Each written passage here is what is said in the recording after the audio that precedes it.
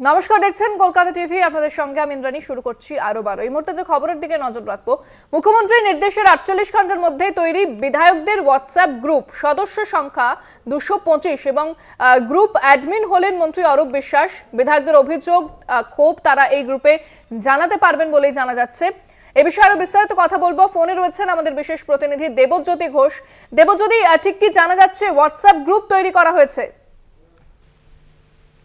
বিধায়কদের বহুদিন ধরেই দাবি ছিল রাজ্যের মুখ্যমন্ত্রীর কাছে তাদের দাবি দেওয়া এবং অভিযোগ জানানোর জন্য, এবং সেই মতোই কিন্তু মুখ্যমন্ত্রী মমতা বন্দ্যোপাধ্যায়ের পৌরোহিত্যে একটি বৈঠক হয়েছিল বিধানসভায় পরিষদীয় দলের। সেখানে মুখ্যমন্ত্রীর নির্দেশে 225 জন বিধায়ককে নিয়ে একটা হোয়াটসঅ্যাপ গ্রুপ চালু হয়েছে এবং সেখানেই বিধায়করা তাদের কথা লিখতে পারবেন এবং যা মুখ্যমন্ত্রী মমতা বন্দ্যোপাধ্যায়ের কাছে বা তৃণমূল নেত্রী মমতা বন্দ্যোপাধ্যায়ের কাছে পৌঁছে যাবে। অর্থাৎ বিধায়করা বারবার যে অভিযোগ করেন তারা নেত্রীকে বা দলের সর্বোচ্চ নেতৃত্বকে তারা অভিযোগ জানাতে পারেন না, সেই জায়গাতেই কিন্তু এই হোয়াটসঅ্যাপ গ্রুপ অত্যন্ত গুরুত্বপূর্ণ। যে হোয়াটসঅ্যাপ গ্রুপে দুজন রয়েছেন, সেটা হচ্ছে অরূপ বিশ্বাস এবং শোভনদেব চট্টোপাধ্যায়। তারা দুজনেই দেখভাল করবেন এবং মুখ্যমন্ত্রীর কাছে তৃণমূল কংগ্রেসের বিধায়কদের যে অভিযোগগুলো রয়েছে সেগুলো পৌঁছে যাবে এই হোয়াটসঅ্যাপ গ্রুপের মাধ্যমে। ইন্দ্রাণী, ধন্যবাদ দেবজ্যোতি। কথা বললাম প্রতিনিধি দেবজ্যোতি ঘোষের সঙ্গে। বিধায়করা তাদের অভিযোগ, ক্ষোভ জানাতে পারবেন এই হোয়াটসঅ্যাপ গ্রুপে। সদস্য সংখ্যা 225 এবং গ্রুপ অ্যাডমিন করা হয়েছে মন্ত্রী অরূপ বিশ্বাসকে। মুখ্যমন্ত্রীর নির্দেশে 48 ঘন্টার মধ্যেই এই গ্রুপ তৈরি হলো। হোয়াটসঅ্যাপে গ্রুপ তৈরি করা হলো শৃঙ্খলা রক্ষায়। হোয়াটসঅ্যাপ গ্রুপ, এবার হোয়াটসঅ্যাপ গ্রুপের মাধ্যমে বিধায়করা তাদের ক্ষোভ, অভিযোগ জানাতে পারবেন। গ্রুপ অ্যাডমিন মন্ত্রী অরূপ বিশ্বাস। আমরা জানি যে তার উপর নতুন দায়িত্ব রয়েছে এবং অরূপ বিশ্বাস, ফিরহাদ হাকিম, শোভনদেব চ্যাটার্জি গ্রুপের দায়িত্বে। মমতা বন্দ্যোপাধ্যায়েরও যদি কিছু জানাবার থাকেন তিনি এই বিধায়কদের গ্রুপে জানাবেন। কোনো সমীক্ষক সংস্থার কাছে মুখ খোলা যাবে না, দলের ভেতরের কথা বলা যাবে না। দলের নতুন কর্মসূচি এই হোয়াটসঅ্যাপ গ্রুপে জানিয়ে দেওয়া হবে।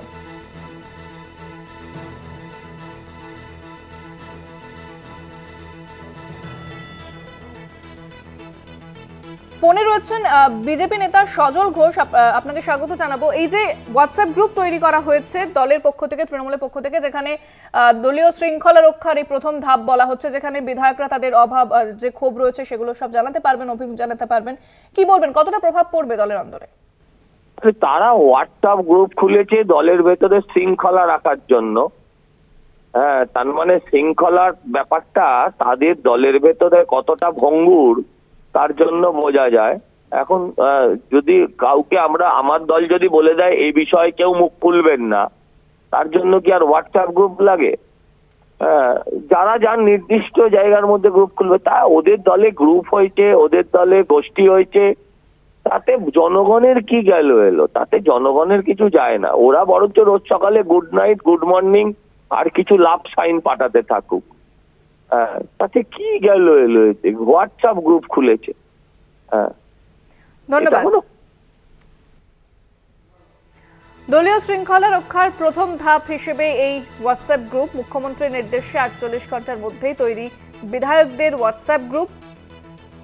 সদস্য সংখ্যা 225 এবং গ্রুপ অ্যাডমিন মন্ত্রী অরূপ বিশ্বাস। এছাড়াও এর দায়িত্বে রয়েছেন ফিরহাদ হাকিম। বিধায়কদের অভিযোগ, ক্ষোভ তারা এই গ্রুপের মাধ্যমে জানাতে পারবেন। মুখ্যমন্ত্রীর যদি কিছু বলা থাকে তিনিও সেই হোয়াটসঅ্যাপ গ্রুপের মাধ্যমে জানাতে পারবেন। দলীয় কর্মসূচি সেটাও জানানো হবে এই হোয়াটসঅ্যাপ গ্রুপের মাধ্যমে। বাইরে দলের কথা বাইরে বলা যাবে না, বাইরে মুখ খোলা যাবে না, এমনটাই কিন্তু বলা হচ্ছে।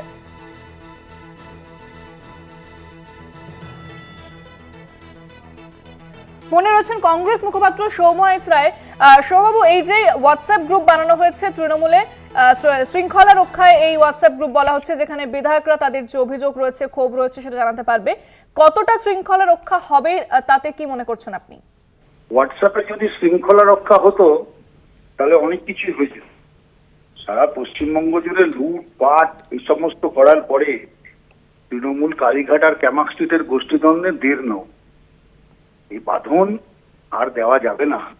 মাননীয় মুখ্যমন্ত্রীকে কিছু লোক ভয়ে এবং ভক্তিতে মানেন, আর কিছু লোক অভিষেক বন্দ্যোপাধ্যায়ের ক্যামাক স্ট্রিটকে মানেন। ফলে এই লড়াই চল, গোষ্ঠীদ্বন্দ্বের ভূত বেরিয়েছে, সেটা আর হোয়াটসঅ্যাপে কখনো বন্ধ হবার নয়। ধন্যবাদ। দলীয় শৃঙ্খলা রক্ষার প্রথম ধাপ হিসেবে এই হোয়াটসঅ্যাপ গ্রুপ তৈরি করা হয়েছে এবং যেটা আগেই বলা হয়েছিল যে শৃঙ্খলা রক্ষায় যে বৈঠক হয়েছিল সেই বৈঠক থেকে বেশ কিছু সিদ্ধান্ত সামনে আসে, যেখানে মুখ্যমন্ত্রীর নেতৃত্বে যে বৈঠকে তৃণমূলের প্রথম সারির মন্ত্রী নেতৃত্ব তারা উপস্থিত ছিলেন, সেখানে যেভাবে কখনো কখনো দলের নেতৃত্ব সংবাদ মাধ্যমের সামনে মুখ খোলে, তাতে শাসক দলের অস্বস্তি বাড়ে বেশ কিছু ক্ষেত্রেই। তারপরে এই শৃঙ্খলা রক্ষা কমিটির বৈঠক হয়, সেই বৈঠকে কিন্তু বেশ কিছু সিদ্ধান্ত, যার মধ্যে এই হোয়াটসঅ্যাপ গ্রুপের কথা বলা হয়েছিল, সেই মতোই হোয়াটসঅ্যাপ গ্রুপ তৈরি করা হয়েছে।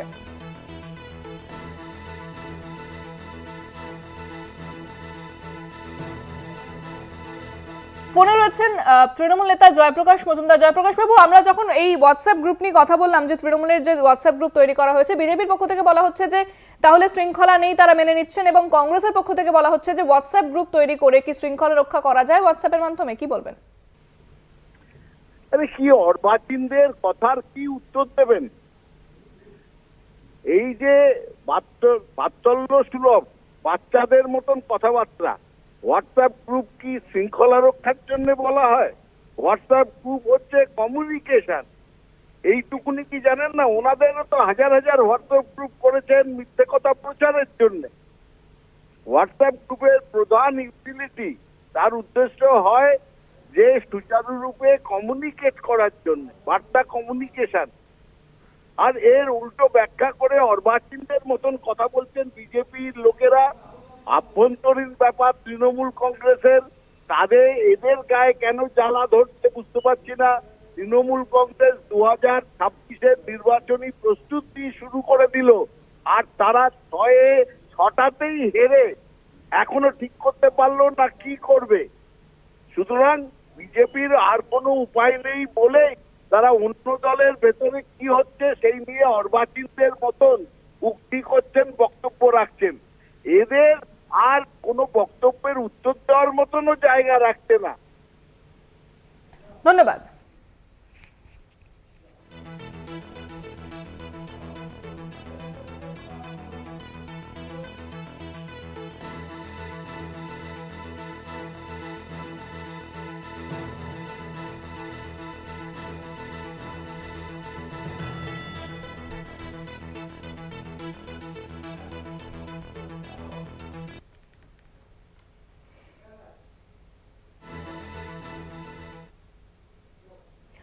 সম্বলে যেতে বাধা রাহুল প্রিয়াঙ্কাকে এবং এলাকায় যানজট তৈরি হয়েছে, ব্যাপক পরিমাণে যানজট। গাজীপুর সীমান্তে পুলিশ আটকে দিল রাহুল এবং প্রিয়াঙ্কাকে। সম্বল যাচ্ছিলেন রাহুল গান্ধী, প্রিয়াঙ্কা গান্ধী, এবং সেই সময় তাদেরকে পুলিশ আটকে দেয়।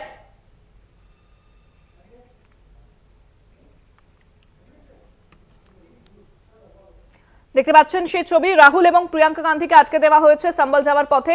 পুলিশ তাদের আটকে দিয়েছে এবং আমরা জানি যে কয়েকদিন আগে গোষ্ঠী সংঘর্ষে যেভাবে উত্তপ্ত হয়েছিল সম্বল, এলাকায় উত্তেজনা ছড়িয়েছিল, মৃত্যুর খবরও সামনে এসেছিল, তারপরেই শুরু হয় রাজনৈতিক টানাপোড়েন। রাহুল গান্ধী, প্রিয়াঙ্কা গান্ধী সম্বল যাচ্ছিলেন, সেই সময় তাদেরকে আটকে দেওয়া হলো। এ বিষয়ে বিস্তারিত জানবো। ফোনে রয়েছেন প্রতিনিধি জয়ন্ত চৌধুরী। জয়ন্তদা, ঠিক কি জানা যাচ্ছে এই মুহূর্তে? হ্যাঁ, যেটা জানা যাচ্ছে সেটা হচ্ছে যে এটা প্রত্যাশিতই ছিল। তার কারণ গত পরশুদিনকে এই সম্বল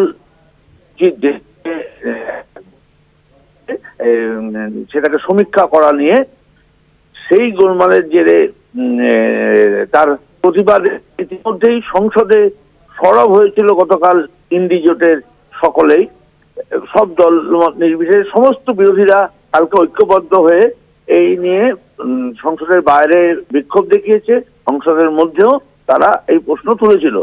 তারপর প্রতিনিধি দল গত পরশু যাওয়ার সময় তাদেরকে বাধা দেয়, তাদেরকে পৌঁছতেই দেওয়া হয়নি। আজ প্রিয়াঙ্কা গান্ধী তার প্রথম, সেই হিসেবে বলতে গেলে সাংসদ হওয়ার পর এই প্রথম তিনি একটি রাজনৈতিক কর্মসূচিতে যাচ্ছিলেন দাদা রাহুলকে সঙ্গে নিয়ে। তাদেরকেও গাজীপুরে আটকে দেওয়া হলো। আমরা জানি যে প্রায় 500 বছরের পুরনো একটি মসজিদ, সেই মসজিদে হিন্দু সংগঠনদের পক্ষ থেকে মূলত দাবি তোলা হয়েছে যে ওই মন্দির আসলে ছিল, সেই মন্দির। জয়ন্তদা একটু স্থান পরিবর্তন করে কথা বলুন, আপনার কথা আমরা শুনতে পাচ্ছি না স্পষ্ট। আচ্ছা, সেটা হচ্ছে যে প্রায় 500 বছরের পুরনো, শোনা যাচ্ছে?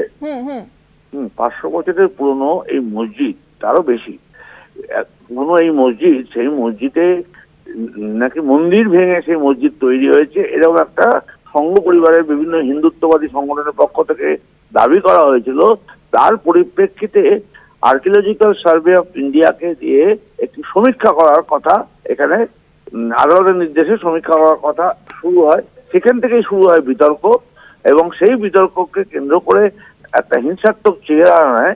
স্বভাবতই সেই জায়গায় বিরোধীরা যে দাবি তুলেছে যে এই ধরনের পদক্ষেপ, সরকারি পদক্ষেপগুলো প্রত্যেকটি ক্ষেত্রেই দেখা যাচ্ছে সাম্প্রদায়িক বিভাজনের উস্কানি থাকছে। তো স্বাভাবিকভাবে তার একটা প্রতিবাদ হয়েছিল, এবং আজকে দেখা গেল যে শেষ পর্যন্ত তাদেরকে সেই জায়গা, অর্থাৎ সেই সম্বলের সেই মসজিদ যেখানকে ঘিরে বিতর্ক, সেই বিতর্ক স্থান অব্দি ধারে ধারে যেতে দিল না, গাজীপুরেই আটকে দেওয়া হলো রাহুল গান্ধী ও প্রিয়াঙ্কা গান্ধীর কনভয়কে। ধন্যবাদ জয়ন্তদা। যে ছবি আপনাদের দেখাচ্ছি, রাহুল গান্ধীকে দেখতে পাচ্ছেন এবং প্রিয়াঙ্কা গান্ধী, তাদেরকে আটকে দেওয়া হয়েছে গাজীপুর সীমান্তে।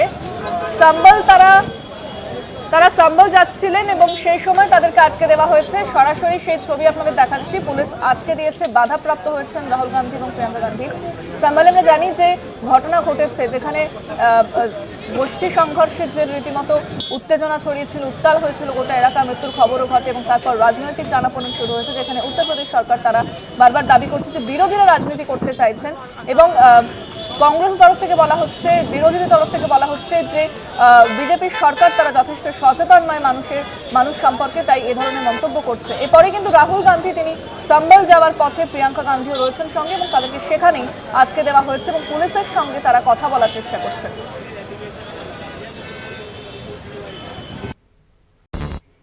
রায়গঞ্জ বিশ্ববিদ্যালয়ে অধ্যক্ষকে ঘেরাও করে বিক্ষোভ চলে রাতভর। শিক্ষাবন্ধু সংগঠনের জেলা সভাপতিকে সাসপেন্ডের প্রতিবাদে বিক্ষোভ। সারা রাত বিক্ষোভের পর অসুস্থ হয়ে পড়েন অধ্যক্ষ। অসুস্থ অধ্যক্ষ রায়গঞ্জ মেডিকেল কলেজে চিকিৎসাধীন। শিক্ষাবন্ধু সংগঠনের জেলা সভাপতিকে সাসপেন্ডের প্রতিবাদে বিক্ষোভ। রাতভর সেই বিক্ষোভ চলে।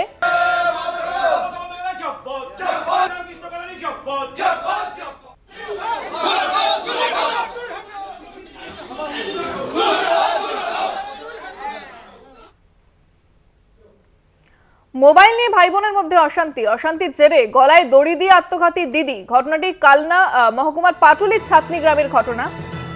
ভাই বোনের মধ্যে অশান্তি মোবাইলকে কেন্দ্র করে, সেখান থেকে আত্মঘাতী দিদি। ঘটনায় চাঞ্চল্য এলাকা এবং পরিবারের শোকের ছায়া। অশান্তির জেরে গলায় দড়ি দিয়ে আত্মঘাতী দিদি। ভাই বোনের মধ্যে অশান্তি মোবাইলকে কেন্দ্র করে। মোবাইল নিয়ে অশান্তির জেরে আত্মঘাতী দিদি। ভাই বোনের মধ্যে বচসা হয় মোবাইল নিয়ে, তারপরেই আত্মঘাতী হন দিদি।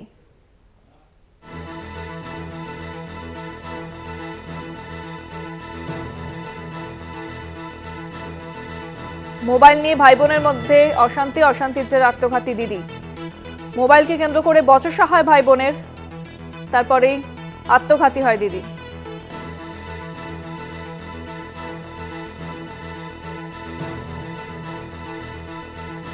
ফোনে রয়েছেন প্রতিনিধি চন্দন সেনগুপ্ত। চন্দন, মোবাইল নিয়ে অশান্তি এবং তারপরেই আত্মঘাতী দিদি, কি জানতে পারছো বিষয়? একদমই, যেটা জানা যাচ্ছে যে কালনা মহকুমার পূর্বস্থলীর পাটুলি যে পঞ্চায়েত সমিতি আছে তারই অন্তর্গত ছাদনি গ্রাম, সেই গ্রামে গতকাল ভাই আর বোনের মধ্যে অশান্তি হয় মোবাইল দেখাকে কেন্দ্র করে।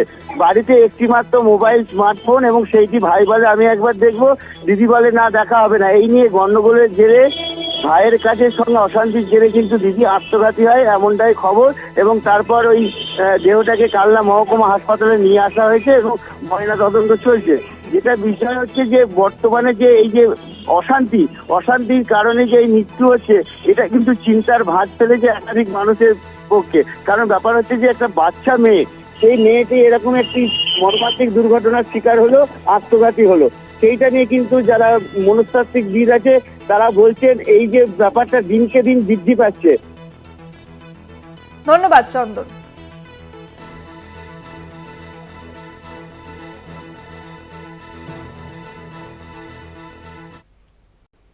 ফের তৃণমূলের গোষ্ঠীদ্বন্দ্বে উত্তপ্ত ভাঙড়। আরাবুল অনুগামীদের মারধরের অভিযোগ শওকত মোল্লার অনুগামীদের বিরুদ্ধে। ভাঙড়ের হাতিশালা উত্তরপাড়ার ঘটনা। ফের তৃণমূলের গোষ্ঠীদ্বন্দ্বে উত্তপ্ত ভাঙড়। আরাবুল এবং শওকত মোল্লার অনুগামীদের মধ্যে সংঘর্ষ। ফোনে রয়েছেন প্রতিনিধি জাহাঙ্গীর হোসেন। জাহাঙ্গীর, কি পরিস্থিতি এবং কি বলছে দুদল? একেবারে তোমাকে জানিয়ে রেখে দিই যে সোমবার আরাবুল ইসলাম তার কর্মী সমর্থকদের নিয়ে ভাঙড় 2 নম্বর ব্লকে গিয়েছিলেন। সেখানে যাওয়ার পরে যখন সেই সমস্ত অনুগামীরা বাড়িতে ফিরে আসলে তাদের উপর চড়াও হয় ওই অঞ্চলের তৃণমূল নেতা রাকেশ রায় চৌধুরী। এবং তারা যে অভিযোগ জানাচ্ছে তাদেরকে বেধড়ক মারধর করা হয় এবং যে সরাসরি রাকেশ রায় চৌধুরীর বিরুদ্ধেই তারা অভিযোগ করছে। এবং পল্লিয়ার কাশি হাতিশালা থানাতে লিখিত অভিযোগও করা হয়েছে। তবে আরাবুল ইসলাম তিনি যেটা দাবি করছে যে তার সমর্থনে যে সমস্ত কর্মী সমর্থকরা গিয়েছিল তাদেরকেই মারধর করা হচ্ছে এবং তিনি ওপর নেতৃত্বকে জানাবে বলে ইতিমধ্যে জানিয়েছেন। এবং পাল্টা রাকেশ রায় চৌধুরী তিনি যেটা জানাচ্ছেন যে তার বিরুদ্ধে যে অভিযোগ উঠছে সম্পূর্ণ ভিত্তিহীন এবং আরাবুল ইসলাম চক্রান্ত করছে, তাদেরকে বদনাম করার চেষ্টা করছে। পুলিশ প্রশাসন যে তদন্ত করুক, সঠিক তদন্ত করলে তাহলে তার সত্যটা বার হয়ে আসবে। পাল্টা আইএসএফ নেতা রাইন রাগ তিনি যেটা দাবি করছেন যে বিগত দিনে আইএসএফ কর্মীরা যে অভিযোগটা তুলতো যে তাদেরকে কোনো কর্মীরা মিটিং মিছিলে গেলে তাদেরকেও মারধর করা হতো, সেই বর্তমান যে পরিস্থিতি সেই আইএসএফ বিগত দিনে আইএসএফ মারধর করতো, বর্তমানে তৃণমূল কর্মীদেরকেই মারধর করছে বলে তিনি অভিযোগ করছেন। পাশাপাশি দাবি করছেন যে সমস্ত কর্মীরা আক্রান্ত হচ্ছে তাদেরকে আইএসএফ ফিরে আসার জন্য তিনি আহ্বান জানালেন। ধন্যবাদ জাহাঙ্গীর।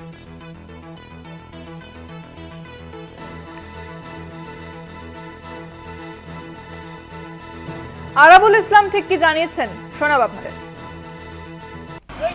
যেমন তারদা থেকে এসে রাকেশ রায় চৌধুরী শওকত মোল্লা নিজের লোক, শওকত মোল্লার ডানাত বললেও ভুল হবে না, সেই রাকেশ রায় চৌধুরী এসে তারদা এই আমাদের কাশীপুর থানা জুরিডিকশনের মধ্যে ঢুকে বাড়ি ভাঙচুর, আদিবাসী মায়েদের বোনেদের উপরে আক্রমণ, ঘরবাড়ি ভাঙচুর। এই মুহূর্তে আপনাদের সরাসরি শোনাবো প্রিয়াঙ্কা গান্ধী কি বলছেন। संभाल रखा है यूपी में, तो नेता प्रतिपक्ष है, उनका संवैधानिक अधिकार है, उनको मिलना चाहिए, उनको इजाजत देनी चाहिए थी जाने की।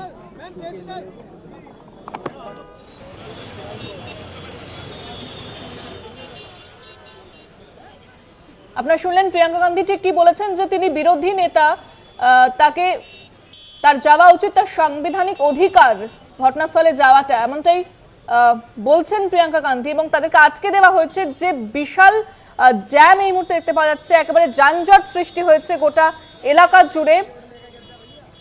ফোনে রয়েছেন প্রতিনিধি জয়ন্ত চৌধুরী। জয়ন্তদা, যেটা প্রিয়াঙ্কা গান্ধী বলছেন যে রাহুল গান্ধীর সাংবিধানিক অধিকার সেখানে যাওয়ার, কিন্তু তাকে যেতে দেওয়া হচ্ছে না। হ্যাঁ, এটা খুব প্রত্যাশিত ছিল, কারণ গতকালকে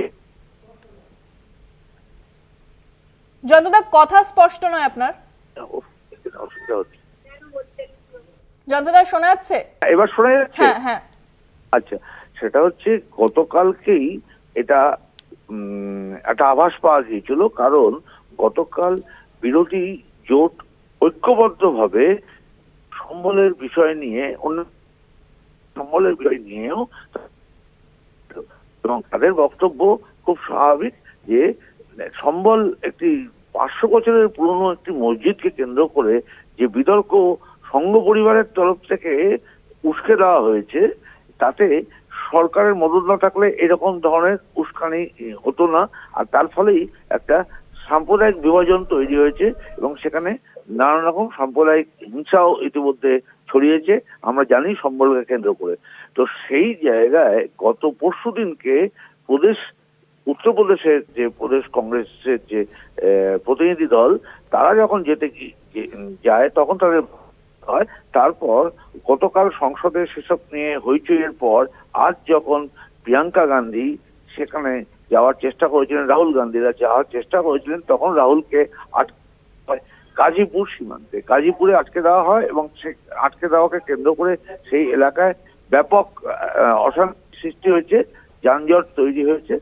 এই যে পুরো ঘটনাটা ঘটলো, এর ফলে যেটা পরিষ্কার হয়ে যাচ্ছে যে কিছুতেই তৃণমূলের যে এজেন্ডা রয়েছে, যে লুকোনো এজেন্ডা রয়েছে বিজেপির, সেইটা যাতে মানুষের সামনে চলে না আসে সেটাকে আড়াল করার একটা চেষ্টা চলছে বলে মনে করা হচ্ছে।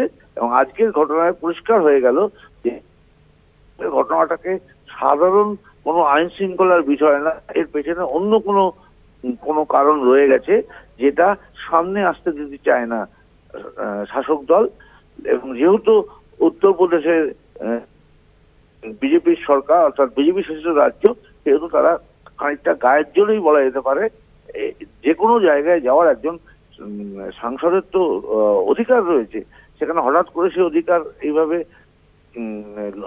আটকে দেওয়া বা তাকে বাধা দেওয়া, এইটা নিয়ে বিতর্ক তো থাকবেই, রাজনৈতিক বিতর্ক আরো জলঘোলা হবে বলেই মনে করা হচ্ছে। একেবারে জয়ন্ত, ধন্যবাদ। কথা বললাম প্রতিনিধি জয়ন্ত চৌধুরীর সঙ্গে। দেখাচ্ছে আপনাদের যে ছবি গাজীপুর সীমান্তের, যেখানে রাহুল গান্ধী এবং প্রিয়াঙ্কা গান্ধীকে আটকে দেওয়া হয়েছে, পুলিশ তাদের আটকে দিয়েছে, ঢুকতে দেওয়া হচ্ছে না সাম্বালে, এবং পুলিশের সঙ্গে কথা বলার চেষ্টা করছেন রাহুল। প্রিয়াঙ্কা গান্ধী বললেন যে তিনি লোকসভার বিরোধী দলনেতা, তার যাওয়ার অধিকার রয়েছে, সাংবিধানিক অধিকার রয়েছে, তাকে এভাবে পুলিশ আটকাতে পারে না, সে কথা বলছেন প্রিয়াঙ্কা গান্ধী। কিন্তু সাম্বালে যেতে দেওয়া হচ্ছে না। পুলিশ দফায় দফায় তারা নিজেদের মধ্যে আলোচনা করছেন, তবে তাদেরকে যেতে দেওয়া হচ্ছে না। সাম্বালে যেতে বাধা রাহুল প্রিয়াঙ্কাকে। সাম্বাল যাত্রার আগেই তাদের আটকে দেওয়া হলো, গাজীপুর সীমানায় আটকে দেওয়া হয়েছে। বিভিন্ন ক্ষতিগ্রস্ত এলাকা পরিদর্শনে যাওয়ার কথা ছিল রাহুল গান্ধী এবং প্রিয়াঙ্কা গান্ধীর, তবে এই কর্মসূচিকে আগে আটকে দিল পুলিশ।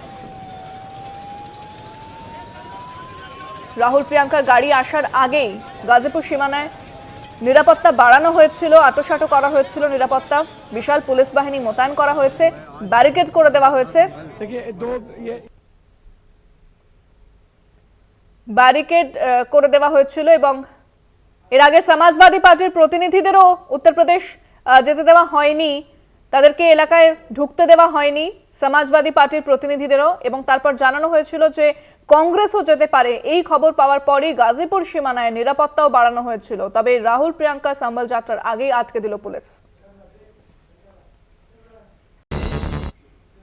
সমবায় সমিতির দরজায় তালা, কোটি কোটি টাকা তছরূপের অভিযোগ, 7 কোটি টাকা তছরূপের অভিযোগ, কোটি কোটি টাকা তছরূপের অভিযোগ, 7 কোটি টাকা তছরূপের অভিযোগ রয়েছে।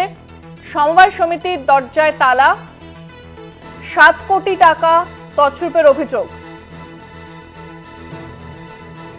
ফোনে রয়েছে প্রতিনিধি কোয়েল মণ্ডল। কোয়েল, কি খবর রয়েছে? একেবারে ইন্দ্রাণী, দেখো দক্ষিণ 24 পরগনার পাথর প্রতিমা ব্লকের দক্ষিণ দুর্গাপুর, সেখানেই কিন্তু তৃণমূল পরিচালিত সমবায় সমিতি, সেই সমবায় সমিতিতে প্রায় 7 কোটি টাকা আর্থিক তছরূপের অভিযোগ সামনে এসেছে এবং ইতিমধ্যেই এই নির্দিষ্ট অভিযোগের ভিত্তিতে সমবায় সমিতির ডিরেক্টর স্বপন কপাট, তাকে গ্রেপ্তার করেছে ঢোলাহাট থানার পুলিশ। গতকালই অভিযুক্তকে কাকদ্বীপ মহকুমা আদালতে পেশ করা হলে বিচারক তাকে 3 দিনের পুলিশি হেফাজতের নির্দেশ দেয়। এক্ষেত্রে তোমাকে জানিয়ে রাখবো, গ্রাহকদের যেমনটা অভিযোগ, এই সমবায় সমিতিতে বহু মহিলারা তারা গ্রুপ আকারে সমবায় সমিতির সঙ্গে যুক্ত রয়েছে। প্রায় 250 মহিলা, তারা কিন্তু তাদের কষ্টের যে উপার্জনের টাকা, সেই টাকা তারা তিল তিল করে সমবায় সমিতিতে জমিয়েছে এবং দীর্ঘ কয়েক বছর ধরে তারা সমবায় সমিতি থেকে লোন নিয়ে ছোট ছোট ব্যবসাও করছিলেন। এরকম পরিস্থিতিতে গত নভেম্বর মাসের 20-25 তারিখে তাদের লোন দেওয়ার কথা বলা হয়। স্বাভাবিকভাবেই নতুনভাবে লোন পাওয়ার জন্য তারা পূর্বের যে লোন, সেই লোনের টাকা সম্পূর্ণভাবে পরিশোধ করে দেয়, কিন্তু লোন পরিশোধ করার পরও নতুন করে তাদের লোন দেওয়া হচ্ছে না। এমনকি তাদের যে জমা পুঁজি, অর্থাৎ তারা যে টাকা জমা রেখেছিল তাদের সেই প্রাপ্য টাকাও তাদেরকে দেওয়া হচ্ছে না, দিনের পর দিন ঘোরানো হচ্ছিল। স্বাভাবিকভাবেই কিন্তু এই ঘটনায় ক্ষিপ্ত হয়ে গ্রাহকেরা তারা সমবায় সমিতি ঘেরাও করে এবং সমবায় সমিতির গেটে তালা লাগিয়ে দেয়। 1 সপ্তাহ ধরে সমবায় সমিতির গেটে তালা ঝুলছে এবং গ্রাহকদের চাপে পড়ে রীতিমতন সমবায় সমিতির সম্পাদক তিনি ঢোলাহাট থানায় লিখিত অভিযোগ দায়ের করেন। সেই নির্দিষ্ট লিখিত অভিযোগের ভিত্তিতে সমবায় সমিতির যিনি ডিরেক্টর রয়েছেন স্বপন কপাট, তাকে গ্রেপ্তার করা হয়েছে। অন্যদিকে তোমাকে জানিয়ে রাখবো, এই যে গ্রাহকেরা তারা যেমন দাবি তুলছেন যে শুধুমাত্র স্বপন কপাট নয়, এই অর্থ তছরূপের সঙ্গে কিন্তু সমবায় সমিতির অন্যান্য সদস্যরা যুক্ত রয়েছে। অবিলম্বে তাদেরকে গ্রেপ্তার করতে হবে, তাদের বিরুদ্ধে একেবারেই কিন্তু আইনি যা পদক্ষেপ সেটা গ্রহণ করতে হবে এবং মহিলাদের যে জমানো টাকা, সেই টাকা অবিলম্বে ফেরত দিতে হবে এবং এই ঘটনায় সিআইডি এবং সিবিআই তদন্তেরও দাবি জানাচ্ছে গ্রাহকেরা। ধন্যবাদ কোয়েল।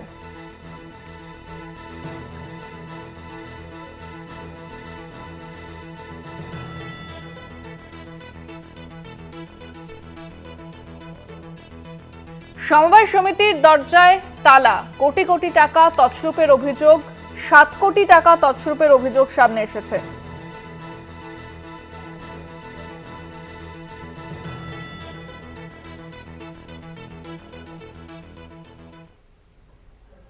ফের আবাসে দুর্নীতির অভিযোগ, আবাস যোজনার তালিকায় নাম না থাকায় বিক্ষোভ। বিডিও অফিসের সামনে বিক্ষোভ বীরপাড়ার বাসিন্দাদের। তাদের অভিযোগ 2022 সালে প্রকাশিত তালিকায় তাদের নাম ছিল, কিন্তু সার্ভের পর দেখা যায় দরিদ্রদের নাম বাদ দেওয়া হয়েছে। যাদের পাকা বাড়ি রয়েছে তাদের নাম রয়েছে আবাসের তালিকায়, এমনটাই অভিযোগ করা হচ্ছে। প্রতিবাদে বিডিও অফিসের সামনে বিক্ষোভ দেখান স্থানীয়রা। আবাসে দুর্নীতির অভিযোগ, আবারও তালিকায় গরমিল। 2022 সালে যে তালিকা সেখানে নাম থাকলেও সার্ভের পর যে তালিকা বেরোয় সেখানে নাম নেই। যাদের পাকা বাড়ি রয়েছে তাদের নাম রয়েছে বলে এমনটা অভিযোগ করছেন এবং বিডিও অফিসের সামনে বিক্ষোভ। ফোনে রয়েছেন প্রতিনিধি অজয় শাহ। অজয়, কি পরিস্থিতি এবং কি অভিযোগ সামনে আসছে? দেখো, আলিপুরদুয়ার জেলাতে বিভিন্ন এলাকায় চলছে আবাসের সার্ভের কাজ, কিন্তু বিভিন্ন জায়গা থেকে অভিযোগ উঠছে, বিভিন্ন জায়গায় ক্ষোভ বিক্ষোভ চলছে। এমনই অভিযোগ উঠছে আলিপুরদুয়ার জেলার বীরপাড়াতে এরকম অনেক মানুষ রয়েছে, দরিদ্র মানুষ রয়েছে, তাদের কিন্তু আবাস যোজনা তালিকা থেকে তাদেরকে বঞ্চিত রাখা হয়েছে।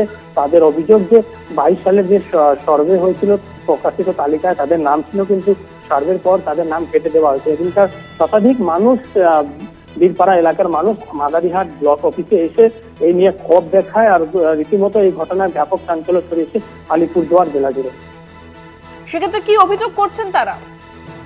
তাদের যে অভিযোগ রয়েছে, 22 সালের যে তালিকা প্রকাশিত হয়েছিল সেখানে তাদের নাম ছিল, কিন্তু সার্ভের পর তাদের নাম কেটে দেওয়া হয়েছে। তাদের আরেকটা অভিযোগ রয়েছে, এমন অনেকই লোক রয়েছে যাদের নাম সার্ভেতে রয়েছে, তাদের পাকা বাড়ি রয়েছে, তাদের গাড়ি রয়েছে, তাদের নাম চলে এসেছে, কিন্তু তাদের ঘর বাড়ি নাই, তারা ভাঙা ঘরে বসবাস করে, কিন্তু তাদের নাম কেটে দেওয়া হয়েছে। এই নিয়েই তারা ক্ষোভ বিক্ষোভ দেখাচ্ছে। তাদের দাবি তাদেরকে শীঘ্রই আবাস যোজনার তালিকায় অন্তর্ভুক্ত করা হবে। প্রশাসন কি বলছে অজয়?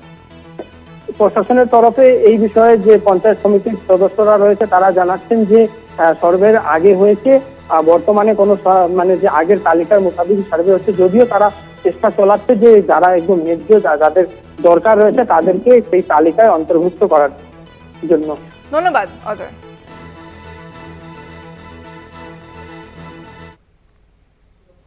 সরকারি জমি দখল করে বেআইনি আবাসন তৈরির অভিযোগ, রাস্তা দখল করে আবাসন তৈরির অভিযোগ, প্রমোটারের বিরুদ্ধে প্রমোটারের বিরুদ্ধে এই অভিযোগ রয়েছে। পুরসভার নির্দেশ অমান্য করে আবাসন তৈরির অভিযোগ। ফোনে রয়েছেন প্রতিনিধি জয়ন্ত মজুমদার। জয়ন্ত, পুরসভার তরফ থেকে কি জানানো হচ্ছে? দেখো, যেমনটা জানানো হচ্ছে, বরানগর পৌরসভার তরফ থেকে যে এই অঞ্চলে এই আবাসন নির্মাণ করা হয়েছে, পৌরসভার তরফ থেকে কিন্তু ইঞ্জিনিয়ারকে পাঠানো হয়েছিল পুরো বিষয়টি ইন্সপেকশনের জন্য। তারপরে বরানগর পৌরসভার ইঞ্জিনিয়ার কিন্তু সেখানে যান, পুরো বিষয়টার উপর ইন্সপেকশন করেন। তারপরে কিন্তু তারা বলেন যেটা সত্যি অবৈধ এবং সেটা সত্যি বেআইনি, এইভাবে করা যায় না। এবং তা সত্ত্বেও কিন্তু পৌরসভাকে এবং যিনি স্থানীয় কাউন্সিলর তাকে বুড়ো আঙুল দেখিয়ে করে প্রমোটার তৈরি করে যাচ্ছে আবাসন, সেটাই এখন বড় প্রশ্ন।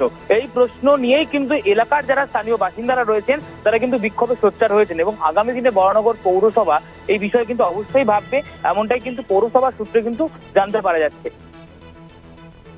ধন্যবাদ জয়ন্ত।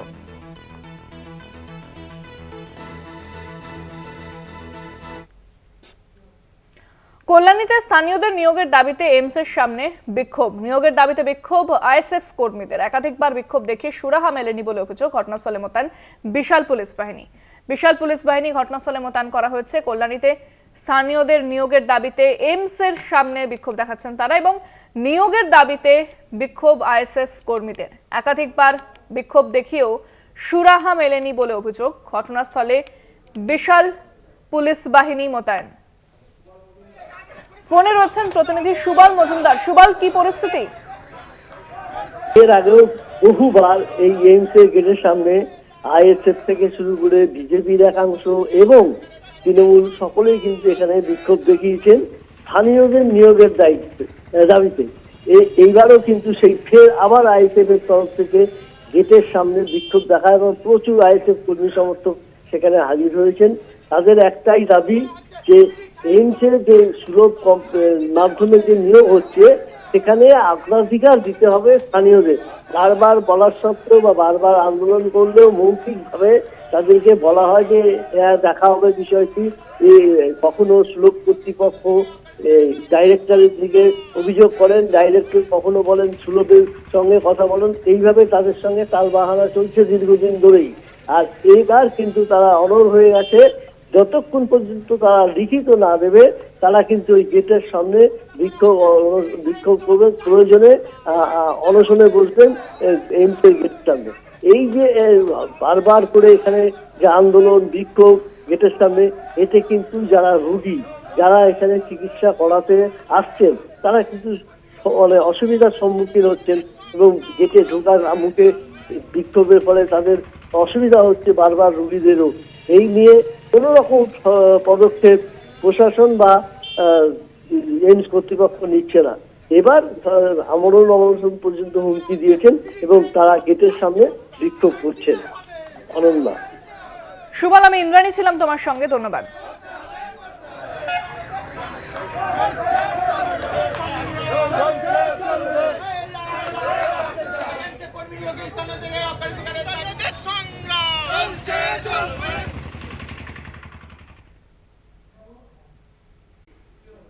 রিজার্ভ ব্যাংকের গুরুত্বপূর্ণ মিটিং, শীর্ষ ব্যাংকের মনিটারি পলিসি কমিটির সভা, 6 সদস্যের কমিটির চেয়ারম্যান রিজার্ভ ব্যাংকের গভর্নর শক্তিকান্ত দাস। এ বিষয়ে আরো বিস্তারিত কথা বলবো। ফোনে রয়েছেন পলিটিক্যাল এডিটর আশিস চট্টোপাধ্যায়। আশিস, ঠিক কি জানা যাচ্ছে? দেখো, ভারতীয় অর্থনীতির পক্ষে খুবই গুরুত্বপূর্ণ এই মনিটারি পলিসি কমিটির মিটিং বছরে 6 বার হয়, 2 মাস অন্তর হয়। সেই মিটিং শুরু হয়েছে আজকে সকাল থেকে, 6 তারিখ অব্দি মিটিং চলবে। এই মিটিং এ ব্যাংকের বিভিন্ন সুদের হার ঠিক করা হয়। তার মধ্যে গুরুত্বপূর্ণ হচ্ছে রেপো রেট। রেপো রেট হচ্ছে যদি কোনো বাণিজ্যিক ব্যাংক রিজার্ভ ব্যাংক থেকে টাকা ধার নেয় তাহলে যে হারে তাকে সুদ দিতে হয় রিজার্ভ ব্যাংকে, সেটাই হচ্ছে রেপো রেট। রেপো রেট যদি বেড়ে যায় তাহলে সাধারণ বাণিজ্যিক ব্যাংক থেকে আমরা আমজনতা যখন ধার নিতে যাব তখন আমাদের বাড়তি সুদ গুনতে হবে। সেই জন্য শিল্প বাণিজ্য মহল যারা ব্যাংক থেকে ঋণ নিয়ে ব্যবসা করে তারা রেপো রেট কমাবার জন্য চাপ দিচ্ছে। সেই চাপ বেশ কয়েক মাস ধরেই দেওয়া হচ্ছে রিজার্ভ ব্যাংককে। অন্যদিকে আবার মূল্যবৃদ্ধি মাথাচাড়া দিয়েছে। অক্টোবর মাসে মূল্যবৃদ্ধি 6.2%, যেটা রিজার্ভ ব্যাংকের সর্বোচ্চ সহনসীমারও ওপরে। খাদ্যদ্রব্যের দাম এমন বেড়েছে যে তা ধরাছোঁয়ার বাইরে চলে যাচ্ছে প্রায়। এই অবস্থায় রেপো রেট যদি কমানো হয় তাহলে মূল্যবৃদ্ধি লাগাম ছাড়াতে পারে, আরো বেশি হয়ে যেতে পারে জিনিসপত্রের দরদাম বৃদ্ধি। সেজন্য দুদিকে টানের মধ্যে রিজার্ভ ব্যাংককে খুব সাবধানে পা ফেলতে হচ্ছে। বলা যেতে পারে যে একটা দড়ির ওপর দিয়ে হাঁটতে হচ্ছে। রেপো রেট বাড়াবে না কমাবে, এছাড়াও আরো কতগুলো সিদ্ধান্ত এই বৈঠকে হয়, সেই নিয়ে আলাপ আলোচনা চর্চা হবে। মনিটারি পলিসি কমিটিতে 6 জন সদস্য থাকেন, তার মধ্যে রিজার্ভ ব্যাংকের 3 জন। একজনের কথা তো তুমি ইন্দ্রাণী বললে যে শক্তিকান্ত দাস, তার চেয়ারম্যান। এছাড়া রিজার্ভ ব্যাংকের ডেপুটি গভর্নর মাইকেল দেবব্রত রয়েছেন এর মধ্যে। রিজার্ভ ব্যাংকের আরো একজন সিইও রয়েছেন। এছাড়া বাইরে থেকে স্বাধীন অর্থনীতিবিদ 3 জনকে এই কমিটিতে রাখা হয়। তারা রয়েছেন, তারা বিভিন্ন বিশ্ববিদ্যালয়ের অধ্যাপক অথবা পেশাদার অর্থনীতিবিদ। মিটিং শুরু হয়েছে, 6 তারিখ সকালে মিটিং এর ফলাফল সম্পর্কে জানা যাবে। হ্যাঁ, ধন্যবাদ আশিস।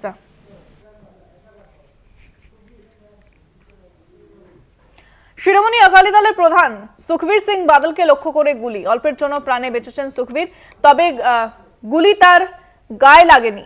सुखबीर सिंह बादल लगातार ही আততায়ীকে ধরে ফেলেন হাতে নাতে যারা ছিলেন সেখানে উপস্থিত। তবে কেন তাকে লক্ষ্য করে গুলি চালানো হয়েছে এখনো পর্যন্ত স্পষ্ট নয়। वो हो सकती थी, लेकिन सुखबीर सिंह बादल लगातार ही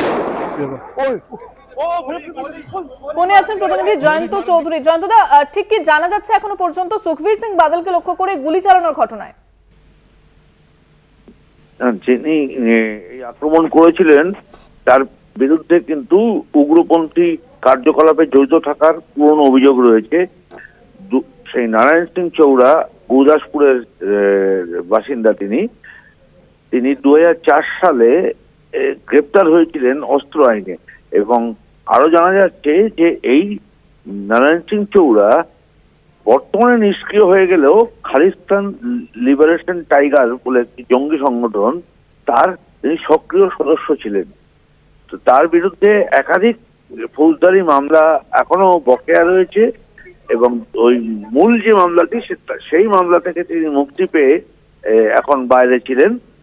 আজকে সকালে অতর্কিতে তিনি সুখবীর সিং বাদল যেখানে দ্বাররক্ষীর কাজ করছিলেন, অর্থাৎ তিনি প্রাক্তন মুখ্যমন্ত্রী, কিন্তু কোনো সাধারণত শিখদের নিয়ম অনুযায়ী কোনো অন্যায় বা কিছু পাপ করলে তার প্রায়শ্চিত্ত করার জন্য মন্দিরে তিনি বসেছিলেন। মন্দিরের সামনে তিনি কয়েকদিন ধরে দ্বাররক্ষীর কাজ করছিলেন।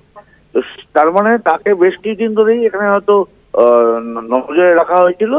তারপর আজকে হঠাৎ করে তার উপর ঝাঁপিয়ে পড়ে, তবে পুরোটাই ব্যর্থ হয়েছে। যেহেতু তিনি Z+ ক্যাটাগরির নিরাপত্তা পান, সে কারণে সেখানে যথেষ্ট নিরাপত্তা রক্ষী তাকে ঘিরে ছিল, তারাই তাকে ধরে ফেলেন এবং সে গুলি চালিয়ে তাকে মারতে আর পারেনি। পুরো বিষয়টি ব্যর্থ হয়েছে। কিন্তু ব্যর্থ হলেও এইটা স্পষ্ট হয়ে গেল যে পাঞ্জাবে নতুন করে আবার সেই পুরনো উগ্রপন্থী কার্যকলাপ কোথাও না কোথাও শুরু হতে চলেছে। ধন্যবাদ চন্দ্রা।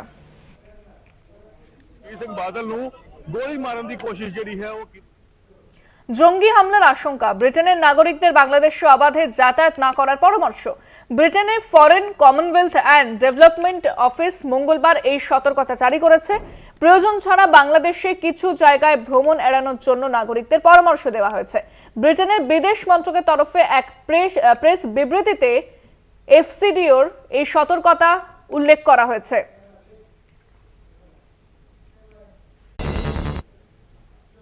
রাজ্য পরিবহন দফতরের অনুমতি ছাড়াই ভেসেল পরিষেবা চলার অভিযোগ। হুগলি, বলাগড় ও নদিয়ায় সাহেবডাঙ্গার মধ্যে চালু ভেসেল পরিষেবা। মুখে কুলুপ পঞ্চায়েত সমিতির সভাপতির, তাহলে কি বেনিয়মে বলাগড় সাহেবডাঙ্গা ভেসেল পরিষেবা? ফোনে রয়েছেন প্রতিনিধি দেবেশ চক্রবর্তী। দেবেশ, কি জানানো হচ্ছে বিষয়ে যে ভেসেল চলাচল করছে, প্রশাসন কি জানে সেটা? দেখো ইন্দ্রাণী, তোমাকে প্রথমে জানাই যেটা আমরা সূত্র মারফত জেনেছি, 2020 সালের সেপ্টেম্বর মাসে রানাঘাট 1 নম্বর পঞ্চায়েত সমিতি এবং বলাঘাট পঞ্চায়েত সমিতির যৌথ উদ্যোগে এই নদিয়া সাহেবডাঙ্গা ভেসেল চালু হয়। যদিও কয়েক বছর আগে থেকেই বলাঘাট সাহেবডাঙ্গা ফেরিঘাট সরকারি নিয়ম অনুযায়ী চলছিল, নতুন করে সংযোজন হয় এই ভেসেল পরিষেবা। কিন্তু ভেসেল পরিষেবা একেবারেই পরিবহন দপ্তরের অনুমতি ছাড়াই কিন্তু 2020 থেকে 2023 সাল 24 সাল চলছে। এই যে ভেসেল পরিষেবা যে চলছে তার যে অনুমতি নেই সেটা আমরা জানতে পেরেছি। পঞ্চায়েত সমিতি এবং 2 পঞ্চায়েত সমিতি মিলেই কিন্তু চালাচ্ছে টেন্ডারের মাধ্যমে এবং 1 কোটি 15 লক্ষ টাকার টেন্ডার হয়েছে। কিন্তু এখানে প্রশ্ন থেকে যাচ্ছে, এই যে ভেসেল পরিষেবাগুলি 1 কোটি 15 লক্ষ টাকার মধ্যে এই ভেসেলের টেন্ডারের অর্থ কত? দ্বিতীয়ত, পরিবহন দপ্তরের অনুমতি কি আদৌ আছে? আরেকটা বিষয়, পশ্চিমবঙ্গ যেখানে যেখানে ভেসেল পরিষেবা চলে তা কিন্তু কখনোই সারা রাত চলে না, তার নির্দিষ্ট টাইম আছে। কিন্তু হুগলির বলাগড় সাহেবডাঙ্গা ফেরিঘাট নিয়ে এলাকার অভিযোগ যে সারা রাত ধরেই চলে এবং সমস্যায় ভুগছেন ওই ভেসেল এলাকার যারা লোকজন আছে। শুধু তাই নয়, যে রাস্তার উপর দিয়ে গাড়ি ঘোড়া চলে সেই রাস্তারও অবস্থা খুব খারাপ এবং বারে বারে পৌঁছাতে বলেও কিন্তু তার কোনো এখনো। আরেকটা বিষয়, ভেসেল পরিষেবা চালাতে গেলে প্রত্যেক বছর ভেসেলের ফিটনেস অর্থাৎ ভেসেল কি পর্যায়ে আছে সেটা কিন্তু দরকার, কিন্তু সেটাও কিন্তু হয় না। এবং যেটা আরেকটা আমাদের অভিযোগ আসছে সেটা হচ্ছে গিয়ে পর্যাপ্ত পরিমাণে যা দরকার পারাপার হওয়ার, অর্থাৎ ভেসেলের যে ক্যাপাসিটি তার থেকে কিন্তু ওভার ক্যাপাসিটি নিয়ে যাতায়াত করা হচ্ছে। এবং এই সমস্যা নিয়ে কিন্তু আমরা বলাগড় বিডিও পঞ্চায়েত সমিতি এবং বলাগড় প্রশাসনের সঙ্গে কথা বলার চেষ্টা করেছিলাম, কিন্তু কেউ কিন্তু উত্তর দেয়নি। সবাই কিন্তু বিষয়টি এগিয়ে গেছে। ইন্দ্রাণী, ধন্যবাদ দেবেশ।